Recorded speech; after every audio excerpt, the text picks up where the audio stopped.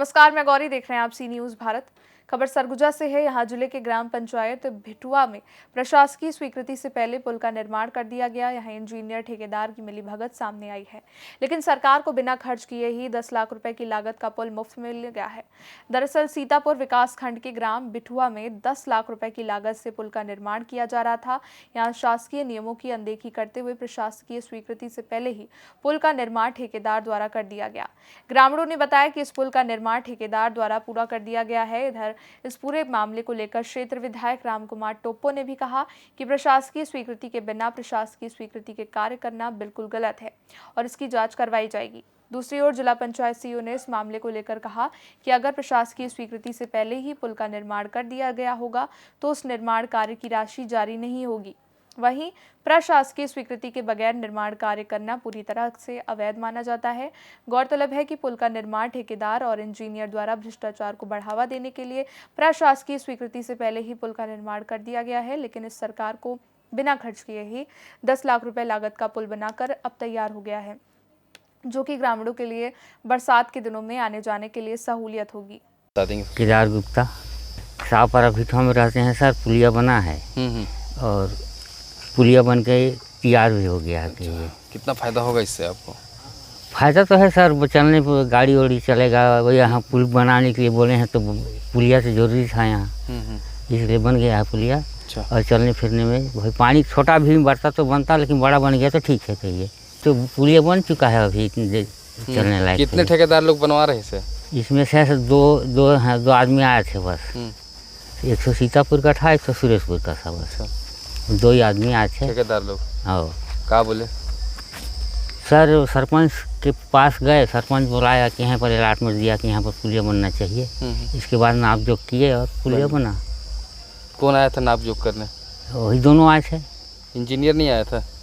अब इंजीनियर तो हम नहीं जानते हैं सर। चार पांच थे, अब कौन जाने की कौन। दो आदमी उस दिन थे। अब बाकी दिन आओ आगे सरपंच के साथ आए होंगे, उस दिन हम लोग नहीं थे। ठीक है। चले। प्रीतम गुप्ता। ये देखिए ग्राम भिटुआ शाहपुरा है और कैसे कैसे पास करवाए अब कौन जानता है भाई उन लोग का राज को। क्या काम बन रहा है यहाँ पे? यहाँ पुलिया न बना। कितने लागत का है? बताते हैं, सुनने में आता है कि 10 लाख का है। अच्छा। तो क्या खामियां हैं आपको, क्या लगता है इसमें? देखिए भाई, हम तो आज तक पक्का का घर नहीं बनवाए हैं, इसलिए मेरे को मालूम नहीं है। इतना है कि हम कच्चे का घर बनाए हैं, कच्चे का परिभाषा जानते हैं। अब मेरे को पता नहीं है कि अच्छा बना या कैसे बना। तो पुल बनाने की जरूरत थी यहाँ पे? नहीं, तो इसमें तो छोटा नाली छोटा पुल में भी काम चल जाता है। बड़ा बन गया। बड़ा बन गया।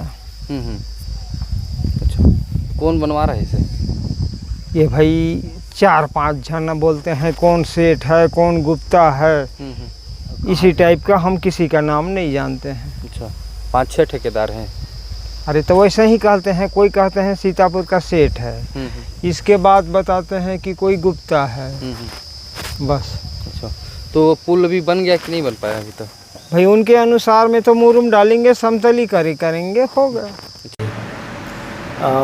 किसी भी कार्य में अलग अलग मद में कार्य होते हैं। जब भी कोई कार्य को प्रपोजल ग्राम पंचायत से आता है या किसी अन्य एजेंसी के माध्यम से आता है तो पर्टिकुलर उसका तकनीकी स्वीकृति के उपरांत उसका प्रशासकीय स्वीकृति किया जाता है, जिसमें संबंधित जो सक्षम प्राधिकारी है, जिसको सरकार की ओर से जो डिप्यूट किया जाता है, वही अधिकारी उसमें प्रशासकीय स्वीकृति कर सकता है।